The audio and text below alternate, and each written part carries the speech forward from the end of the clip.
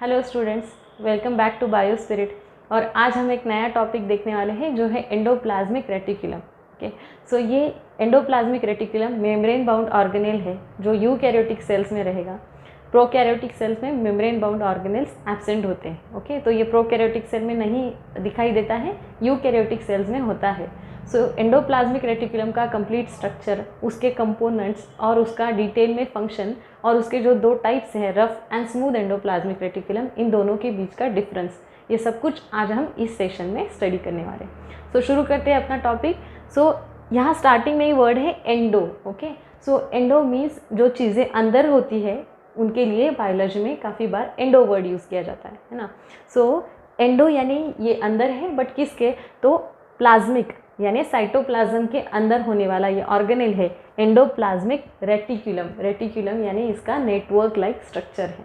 इसका स्ट्रक्चर देखेंगे तो आपको समझ में आएगा, इसका नेटवर्क काफ़ी हद तक सेल को कवर करता है।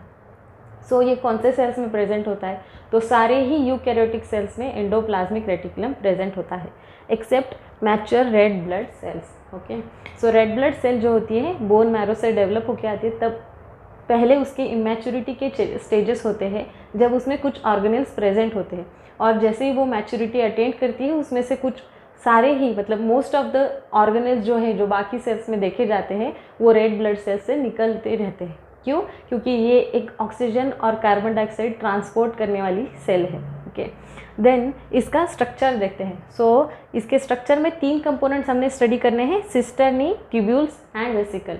सो सिस्टर्नी कौन से है इसमें देख लेंगे। सो ये जो फ्लैट सैक लाइक स्ट्रक्चर्स हमें यहाँ पे दिखाई दे रहे हैं, ये फ्लैट सैक लाइक स्ट्रक्चर्स ये जो है ये सिस्टर्नी है। ओके, सो ये फ्लैट सैक लाइक स्ट्रक्चर्स हैं, राइट। सो ये फ्लैटन्ड अनब्रांच्ड यूनिट्स है, लॉन्ग फ्लैटन्ड अनब्रांच यूनिट्स, ये जो है ये सिस्टर्नी है।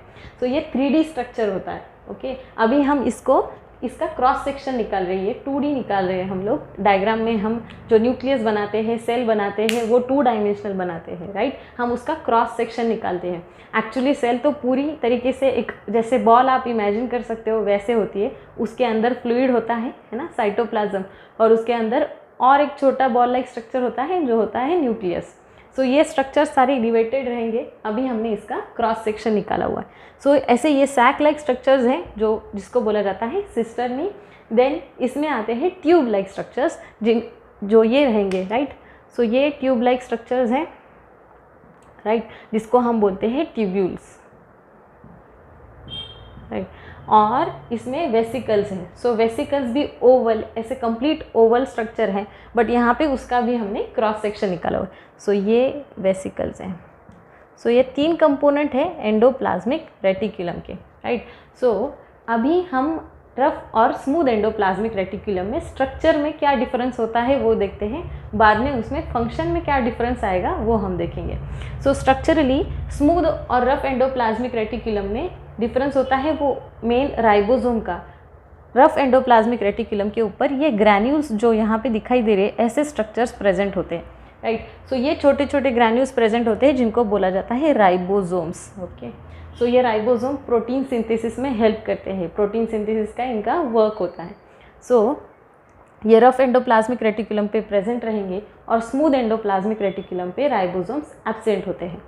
और एक डिफरेंस आता है इसमें कि जो रफ एंडोप्लाज्मिक रेटिकुलम है उसका structure mostly in flat sac like जो स्ट्रक्चर्स हमें दिखाई दे रहे हैं सिस्टर्नी, ये मोस्टली ज़्यादा रफ एंडोप्लाज्मिक रेटिकुलम में दिखाई देते हैं। ओके, और स्मूथ एंडोप्लाज्मिक रेटिकुलम में ये ट्यूब्यूल्स वाले स्ट्रक्चर ज़्यादा दिखाई देते हैं, राइट। सो 2 डिफरेंस देखें, एक राइबोसोम्स का, और रफ एंडोप्लाज्मिक रेटिकुलम में सिस्टर्नी रहेंगे और स्मूथ एंडोप्लाज्मिक रेटिकुलम में ट्यूब्यूल्स रहेंगे, राइट। सो ये डिफरेंस था। देन अभी फंक्शन। सो पहले हम दोनों का कॉमन फंक्शन जो है रफ और स्मूथ एंडोप्लाज्मिक रेटिकुलम का वो पहले देख लेते हैं और बाद में दोनों का डिफरेंट फंक्शंस देखेंगे, राइट। सो ये कॉमन फंक्शन है दोनों के लिए, जो रफ एंडोप्लाज्मिक रेटिकुलम के लिए भी रहेगा और स्मूथ एंडोप्लाज्मिक रेटिकुलम के लिए भी रहेगा। सो ये दोनों मिलके इंट्रासेलुलर सपोर्टिंग फ्रेमवर्क बनाते हैं। ओके, सो यहाँ हमने एक पॉइंट देखा था कि जो सेल मेम्ब्रेन होती है, सेल की बाउंड्री होती है, वैसे ही सारे ऑर्गेनेल्स के अराउंड भी बाउंड्री होती है। जैसे ये सिंगल मेम्ब्रेन बाउंड ऑर्गेनेल है, endoplasmic reticulum single membrane bound organelle है। ऐसे डबल मेम्ब्रेन बाउंड ऑर्गेनेल्स भी हो सकते हैं, नॉन मेम्ब्रेन बाउंड ऑर्गेनेल्स भी होते हैं, राइट। सो जो पूरे सेल की, सारे ऑर्गेनेल्स की, सेल की सबकी मेम्ब्रेन जो होती है वो उसका 50%, राइट, जो टोटल मेम्ब्रेन है उसका मोर देन 50% जो है वो एंडोप्लाज्मिक रेटिकुलम में बनाया हुआ है। यानी एंडोप्लाज्मिक रेटिकुलम का स्पैन बहुत बड़ा है, ये न्यूक्लियस से लेके कभी कभी जो सेल मेम्ब्रेन होती है बाहर की वहाँ तक एक्सटेंड होता है, काफ़ी बड़ा स्ट्रक्चर होता है, उसका नेटवर्क काफ़ी बड़ा होता है। सो इसीलिए ये क्या करता है, इंट्रासेल्युलर सपोर्टिंग फ्रेमवर्क बनाता है। सो ये सेल को एक सपोर्ट देता है, राइट। देन सेकेंड इसका फंक्शन है large surface area for various cellular activities. अभी इतना बड़ा इसका स्पैन है, सो सारी जो एक्टिविटीज सेल के अंदर चलती है, रिएक्शंस चलती है, इसके लिए ये सरफेस एरिया भी प्रोवाइड करता है। देन थर्ड इसका फंक्शन है acts as a mean of quick intracellular transport.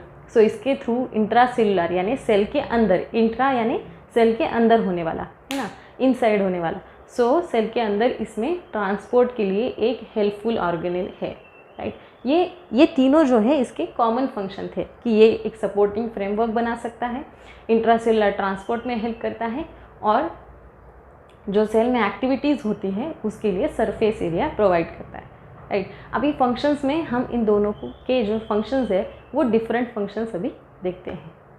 So rough और स्मूथ एंडोप्लाज्मिक रेटिकुलम में स्ट्रक्चरली क्या डिफरेंस आता है वो हमने पहले ही देख लिया है। जैसे इसमें क्या होगा, मेनली रफ एंडोप्लाज्मिक रेटिकुलम में सिस्टर नहीं होते हैं, और स्मूथ एंडोप्लाज्मिक रेटिकुलम में मेनली ट्यूब्यूल्स होते हैं, है ना। ये tube like structure smooth endoplasmic reticulum में प्रेजेंट रहेंगे, और ये सिस्टर नहीं रफ एंडोप्लाज्मिक रेटिकुलम में। देन राइबोसोम्स जो होते हैं रफ एंडोप्लाज्मिक रेटिकुलम के सरफेस पे प्रेजेंट रहेंगे, और स्मूथ एंडोप्लाज्मिक रेटिकुलम में राइबोसोम एब्सेंट होते हैं। तो राइबोसोम ये एक प्रोटीन सिंथेसिस करने वाला ऑर्गेनेल है। ये सेपरेट ऑर्गेनेल भी प्रेजेंट होता है साइटोप्लाज्म में, ओके, अकेला भी होता है, साइटोप्लाज्म में प्रेजेंट होता है। देन ये फंक्शन देखते हैं अभी इसका। सो रफ एंडोप्लाज्मिक रेटिकुलम पे हमने देखा ये प्रोटीन सिंथेसिस करने वाले राइबोसोम्स यहाँ पे प्रेजेंट है। तो रफ एंडोप्लाज्मिक रेटिकुलम का फंक्शन क्या हो जाएगा, फिर ये प्रोटीन सिंथेसिस करते हैं, राइट। और स्मूथ एंडोप्लाज्मिक रेटिकुलम जो है लिपिड्स का सिंथेसिस करते हैं, ग्लाइकोजन का सिंथेसिस करते हैं, राइट। लिपिड यानी ऑयल, फैट्स, ये कंपोनेंट्स सारे लिपिड्स में आते हैं। सो उनका सिंथेसिस जो है स्मूथ एंडोप्लाज्मिक रेटिकुलम करता है।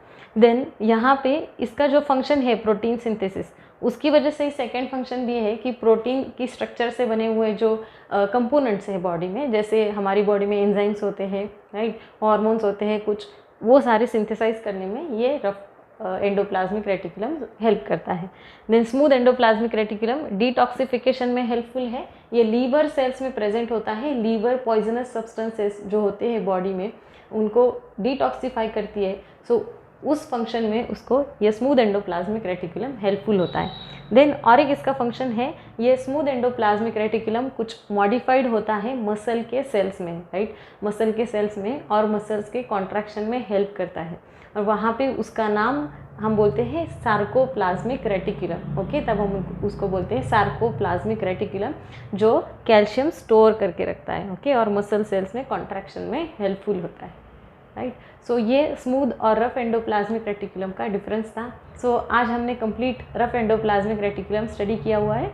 नेक्स्ट सेशन में हम बाकी के सेल के ऑर्गेनेल स्टडी करेंगे, ओके। वीडियो पसंद आई होगी तो प्लीज़ लाइक कीजिए और आपके फ्रेंड्स के साथ शेयर कीजिए। Thank you.